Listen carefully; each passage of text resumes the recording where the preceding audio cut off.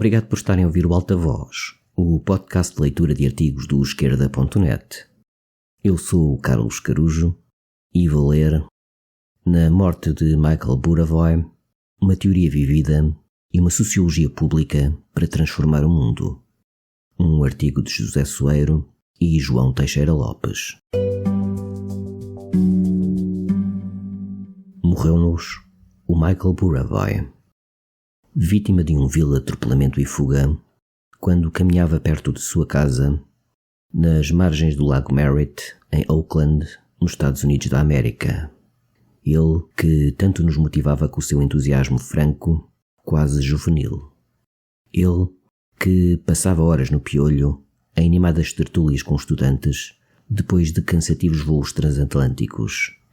Ele a quem tudo interessava, desde saber a nossa opinião sobre questões de política internacional, o estado dos movimentos sociais, as posições do Bloco e da esquerda portuguesa, até discutir autores, teorias, conceitos, juntando política e sociologia, ação e teoria. Ele, que com seu querido e já falecido amigo, Eric Olin Wright, promoveu uma refrescante reformulação do marxismo sociológico, conectando os múltiplos estudos de caso em que trabalharam com a procura de utopias reais, baseadas na máxima Where there's a way, there's a will.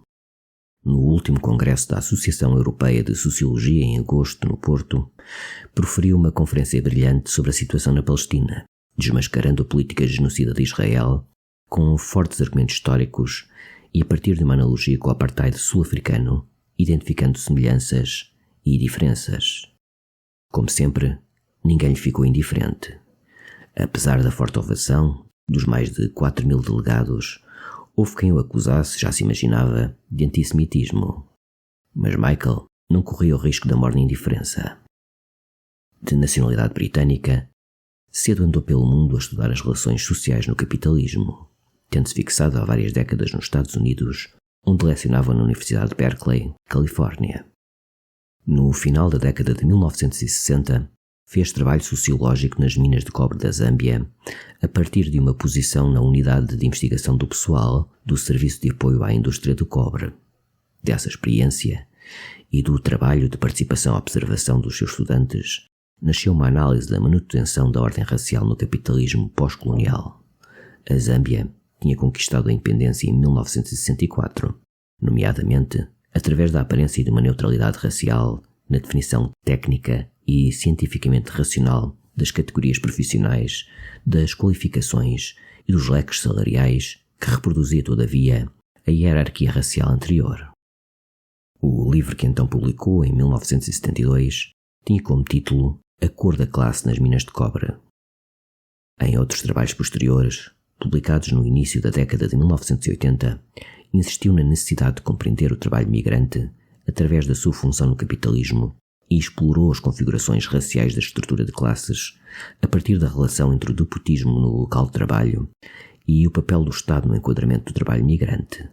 Foi um dos sociólogos que desenvolveu o conceito de capitalismo racial, que tem vindo a ser trabalhado com intensidade nos últimos anos pela sociologia crítica do trabalho. Ficaram mundialmente conhecidas as suas etnografias como operário. 12 meses em Chicago, experiência a partir da qual escreveu, em 1979, um estudo marcante sobre os regimes de produção e a fabricação do consentimento no capitalismo, intitulado Manufacturing Consent, mais do que olhar para as formas de resistência dos trabalhadores relativamente ao ritmo e intensidade impostos pela gestão, tema recorrente na sociologia industrial de orientação gestionária.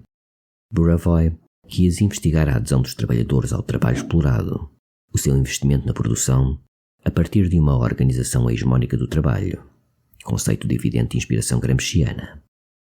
Esta não se estabelecia apenas através de mecanismos de coerção e de força, o medo de perder o emprego, a imposição da disciplina, os incentivos económicos, característicos de regimes despóticos de gestão, mas também, e sobretudo, através do consentimento, isto é, de um regime de produção assente na construção da hegemonia, designadamente através de uma lógica de jogo social que mobilizava a subjetividade e a emoção dos trabalhadores, por exemplo, através dos sistemas de cotas de produção e de relações coletivas de trabalho baseadas numa ideia de cidadania industrial, compromisso de classe, negociação sindical, regulação de carreira baseada na antiguidade. E embora na altura lhe tivesse parecido profundamente instalado, tal regime, diria Buravoy 30 anos depois, fora afinal um momento efêmero na história das relações profissionais dos Estados Unidos da América. Em meados de 1980, Buravoy vai trabalhar para o coração industrial da Hungria como operário da siderurgia Lenin, o que lhe permitiu estudar as políticas da produção, título de um livro da década de 1980, no Bloco Soviético, marcadas pelo que designou de despotismo burocrático. Naquele país, estudou a combinação entre a especialização flexível nas fábricas e a presença opressiva no local de trabalho do Estado-partido. Esta presença, afirmada pela ação combinada da administração, sindicato, partido, punha em evidência a contradição entre a experiência da produção e a ideologia do Estado. Naqueles países, a exploração do trabalho não se ocultava tão eficazmente como no regime capitalista, onde a interferência do Estado não era tão direta e, sendo mais visível, precisava de se legitimar através do discurso. Esse mesmo processo de legitimação gerava uma contradição entre o discurso e a experiência e, portanto, menor adesão consentida dos trabalhadores, ajudando a explicar movimentos operários de contestação e, mais tarde, a queda daqueles regimes. Os seus trabalhos enquanto etnógrafo operário continuaram em Moscovo, onde acompanhou, a partir de 1991, a grande involução da economia soviética, o violento processo de desacumulação primitiva, o desvio de recursos da esfera produtiva, a instalação da ideologia de mercado e de um capitalismo anárquico, dominado pela finança e por uma nova classe de oligarcas e mafiosos. Processo que lhe pareceu anunciar, em termos polanianos, uma terceira vaga de mercantilização mundial. A partir destas experiências de observação participante, propôs e sistematizou um método de estudo de caso alargado, defendendo a articulação entre escalas micro e macro, a necessidade de atender ao contexto temporal e espacial mais vasto do terreno etnográfico e a legitimidade e necessidade da reconstrução teórica a partir dos estudos de caso. Essa proposta tem sido adotada desde então por inúmeros estudos sociológicos, também em Portugal. Buravoy aplicou já no século XXI a sua grelha de análise da mercantilização e dos contramovimentos à universidade. Promoveu um debate internacional sobre a sociologia pública e nunca se cansou de reconstruir o cânon sociológico, encarando-o como relacional e dinâmico.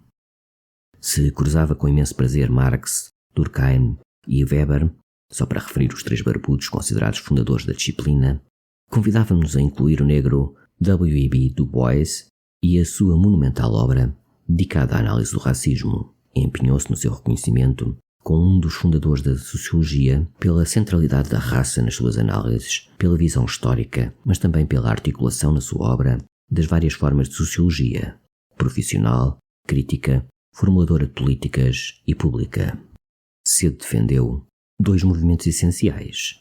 Um, da sociologia profissional à sociologia pública, acessível e compreensível a públicos extra-académicos, capazes de se envolverem na discussão, vivendo a teoria de uma forma que transcendia a velha oposição entre ciência e vida, ou ciência e política.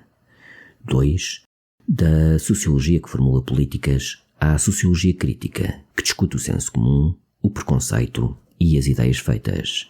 Buravoy é um sociólogo global, um académico rigoroso e criativo, um reconstrutor do marxismo, um ser humano imensamente generoso, que nos tocou e cujo legado nos responsabiliza.